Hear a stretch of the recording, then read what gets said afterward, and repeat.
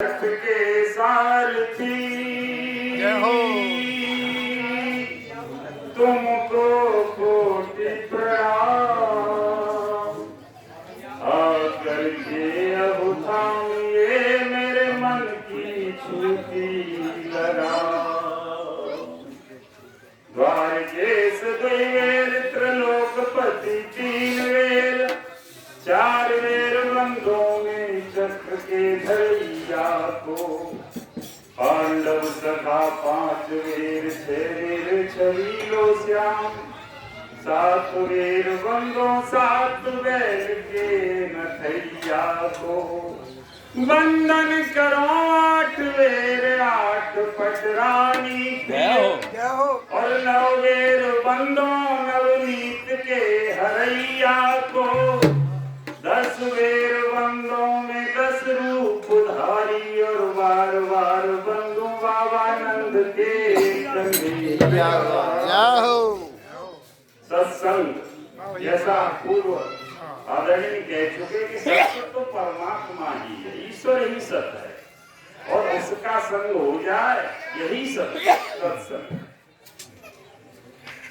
देखो हम आए तो हम दो से बना ये शरीर, वैसे तो एक ही से बना, जड़ चेतन सब उसी का है, लेकिन फिर भी दो में बांट दिया। जड़ प्रकृति मिली इसमें, और चेतन परम चेतन का अंश आया। तो जड़ चेतन के सहयोग से ही हमारा ये शरीर और संसार का निर्माण होगा। तो हम कहते हैं मैं तो चेतन अमल सहज सुख राशि। मैं कौन हूँ? तो मैं तो चेतन हूँ, मैं जड़ नहीं हूँ। मैं तो चेतन हूँ, अमल हूँ और सहज सुख राशि।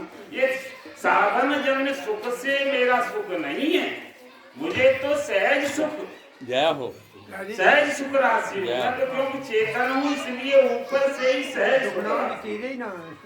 अब ये जड़ चेतन ही ग्रंथि पड़ गई। हुआ क्या कि ये जो कुछ तो इसमें जड़ मिल गया, जैसे संसार, हवा पानी जल पृथ्वी आकाश इंद्रिया, ये तो जड़ मिल गया। और चेतन परमात्मा का अंश था इसमें चेतन, तो उससे दोनों से शरीर का निर्माण हो गया। तो ये ग्रंथि बन गई कि जड़ चेतन ग्रंथि बन गई। तो हम होता क्या है कि हम जड़ को ही शरीर को ही अपना मानने लगे, जबकि हम जड़ नहीं थे, हम तो चेतन थे। लेकिन ग्रंथि ऐसी पड़ गई कि बहुत दिन से शरीर का अभ्यास रहते रहते, जैसे बहुत दिन से कोई कपड़ा पहले ऐसा समझने लगे कि मैं कपड़ा ही हूँ। तो ऐसा ही जन्मों जन्मों से शरीर को धारण करते रहे, तो ऐसा अभ्यास बन गया कि हम शरीर को ही हम मान गए कि मैं ये शरीर है। तो क्या हुआ, महापुरुषों ने दो तीन तरीके बताए, कुछ रास्ते बताए कि ये आप चेतन हैं, चेतन की फीलिंग कैसे कर सकते हैं। एक तो तरीका ये है कि इसको जड़ को हटा दो तो आप चेतन चेतन रह जाएंगे। भाई दो चीजें, एक जड़ है एक चेतन है, तो जड़ को हटा दो तो आप चेतन चेतन रह जाएंगे। तो जड़ को कैसे हटाते कि जड़ कहाँ से मिला था? कि जड़ संसार से मिला था। ये जो जड़ता हमें शरीर की मिली थी कि मैं शरीर हूँ, मैं मुकेश हूँ, मैं ये हूँ, ये मेरा है, तो ये कहाँ से प्राप्त हुआ? यहीं से मिला था, यहीं से मिला। तो इसका क्या करना, जो चीज जहाँ से मिली, जिसकी मिली, उसे वापस कर दो।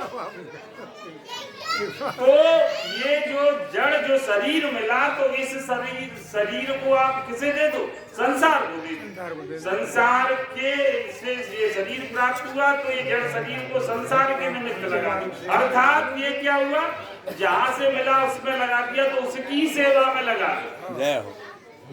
जड़ को जड़ की सेवा में लगा दो, तो क्या होगा, ये कर्म योग होगा।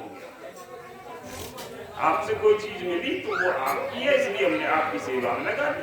तो जड़ शरीर को संसार से मिला, शरीर से संसार की सेवा में लगा दिया, तो ये कर्म योग हो। तो बचा क्या? चेतन रह गया, चेतन में रह गया। अरे जड़ जड़ में चला गया, इसमें चेतन रह गया। लेकिन इसे अहंकार और ममता का त्याग करते हुए लगा दो। यार लगाए तो हम सभी हैं, संसार की सेवा में शरीर लगाए, नाती पोते परिवार कुटुंब परिवार संसार की सेवा में ही लगाए। लेकिन वहाँ एक चीज रह जाती है, अहमता और ममता, कि मैंने लगाया, मेरा लगाया। अरे भाई आपने कहा कि 1 लाख रुपए शास्त्री जी ये हमारे रख लो कुछ दिन के लिए, जब हमारी बिटिया की शादी हो तो आप दे देना। और जब आपकी बिटिया की सगाई हुई मैंने वो मुझे अभ्यास हो गया बहुत दिन से 1 लाख रुपए रखे थे आपके, तो मैं अपने ही मान बैठा, तो मैंने वो आपके पैसे आपकी बिटिया की सगाई में लगा दिए। अब मुझे इसमें अहंता और ममता क्यों होनी चाहिए? मेरे तो लगाए नहीं, आपके ही तो थे ना, तो आपके ही पैसे, तो इसको मुझे अहंता क्यों होनी चाहिए कि मैंने लगाए, और मुझसे ममता क्यों होनी चाहिए जो मेरे थे ही नहीं। तो जो संसार का शरीर था वो संसार की सेवा में लगा दिया यार, अहंता ममता को छोड़कर तो ये कर्म योग हो गया, ये कर्म योग। और दूसरा ज्ञान योग, ज्ञान योग को कर्म योग वाले से नहीं चलता, कहते ज्ञानियों के लिए कोई कर्म शेष नहीं है।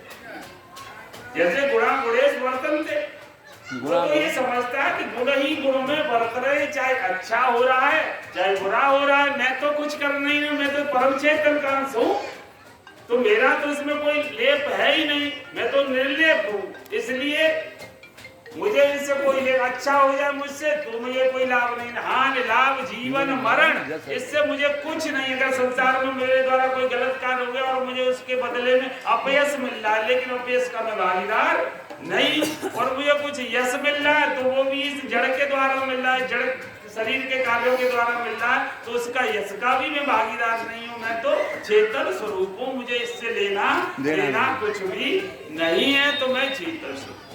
अच्छा, ये ज्ञानियों का शब्द है, ज्ञान मार्ग। और एक रह गया भक्ति मार्ग। बेटे को पिता ने कहा जाओ और ये अमुक सौदा टुल्ला से लेकर के आनी है, अमुक दुकान से लेकर के आना है, तो बेटे ने ना ही तो इस पर कोई विचार किया, अपना विचार नहीं किया कि पिताजी पचोकड़ा से क्यों नहीं मंगा रहे, पचोकड़ा टुल्ला से क्यों मंगा रहे। अच्छा, और ना ही ये विचार किया कि कर्म ज्यादा होगा या कम होगा, पचोकड़ा से बोरी धर के लाऊंगा तो कम मेहनत पड़ेगी, टुल्ला से बोरी धर के लाऊंगा ज्यादा मेहनत पड़ेगी।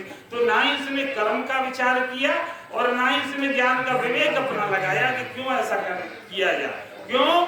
क्योंकि वो पिताजी के शरणागत है, पिताजी ने जैसा कह दिया, क्योंकि पिताजी के प्रति इतनी श्रद्धा है, इतना प्रेम है कि पिताजी जो कर रहे हैं वही मुझे तो करना, मुझे और कुछ करना है, न कुछ सोचना है न कुछ करना है, पिताजी की जैसी आज्ञा है वैसा ही मुझे करना है। तो ये भक्ति मार्ग, प्रेम मार्ग, तो अपना कुछ है ही नहीं, हो भक्ति है और प्रेम।